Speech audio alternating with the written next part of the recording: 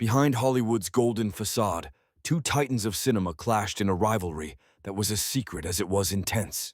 Steve McQueen and Paul Newman, both beloved for their cool, tough guy personas, were locked in a battle few knew about. Until now, off-screen, egos collided, and the thirst for dominance simmered beneath the surface, turning their professional rivalry into a tale of scandal and competition that would quietly define their careers. Steve McQueen and Paul Newman were two sides of the same coin. In the 60s and 70s, they represented a new kind of masculinity in Hollywood. Rugged, rebellious, effortlessly cool. McQueen, the king of cool, epitomized danger, living life at full speed, on motorcycles and off the set. Newman, the brooding intellectual with piercing blue eyes, seemed more polished, but his smoldering presence and acting chops earned him his own brand of respect. The public adored them, but behind closed doors, their rising fame and their growing egos collided.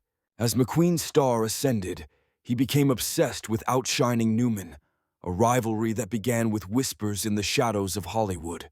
As McQueen and Newman's fame grew, so did the tension. Each was aware of the other's rise, and that awareness soon turned to rivalry. Behind the scenes, industry insiders gossiped. McQueen wanted more than to just succeed. He wanted to beat Newman. In McQueen's mind, every role Newman turned down was an insult, so McQueen made a habit of avoiding anything Newman rejected. Newman, for his part, wasn't above making subtle jabs. In private circles, he was known to question McQueen's depth as an actor. After all, Newman was known for his serious, emotionally charged performances, while McQueen was more often seen as the action star. It didn't help that McQueen, with his hunger for competition, took it all personally. Hollywood was becoming too small for both of them. It all came to a head in 1974, when McQueen and Newman shared the screen in the Towering Inferno. Behind the glitzy spectacle of this blockbuster disaster film, a scandal brewed over something far more important to both men than the plot: top billing. McQueen's team negotiated fiercely. They demanded that McQueen have an equal number of lines and screen time as Newman. Even the film's credits were the subject of intense negotiations. McQueen's name would appear slightly higher than Newman's, though it would be to the right. Every detail mattered in this battle of egos. But the public never saw the behind-the-scenes power struggle. To them, the Towering Inferno was just another action-packed hit. To McQueen and Newman, it was a war. Rumor has it that the tension was so thick on set, the two stars barely spoke. They avoided each other off camera, leaving their agents to wage silent battles on their behalf. The film became a massive success, but the rivalry only intensified. After the Towering Inferno, the rivalry became less public but more personal.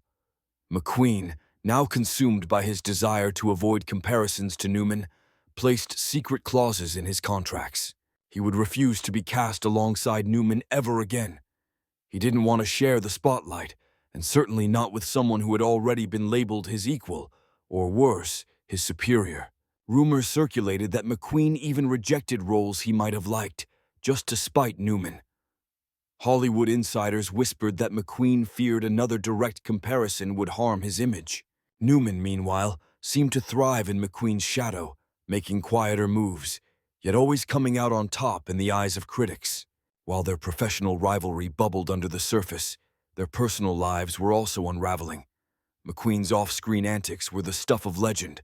His wild affairs, brushes with the law, and notorious temper kept him in the gossip columns. Newman, while outwardly the family man, struggled with heavy drinking and marital issues that he kept carefully hidden from the press.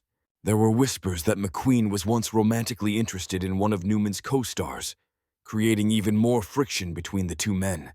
Though their personal lives never officially crossed paths in a public way, Hollywood insiders speculated that the rivalry extended beyond the screen. It was more than just professional competition. It was personal. The rivalry between McQueen and Newman left an indelible mark on Hollywood. Insiders say their bitter feud created an unspoken rule for A-list actors: never share the screen with someone who could outshine you. The scars of McQueen's obsession with his image could be seen in his later career choices. Some say he turned down roles that could have been defining, just to keep Newman out of his orbit. In contrast, Newman quietly continued to build a legendary career, knowing McQueen was always watching. He leveraged the competition, thriving in his own way. Even after McQueen's tragic death in 1980, the rivalry lived on. McQueen was immortalized as the rebellious icon, a legend taken too soon. For Newman, the shadow of McQueen loomed large, but he kept his cool until the end.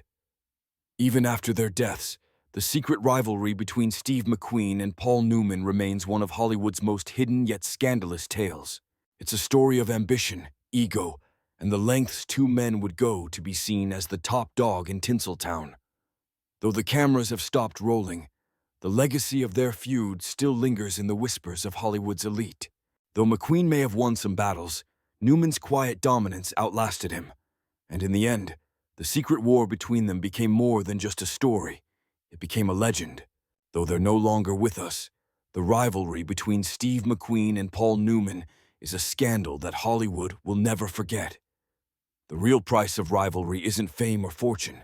It's the toll it takes on the people who live it.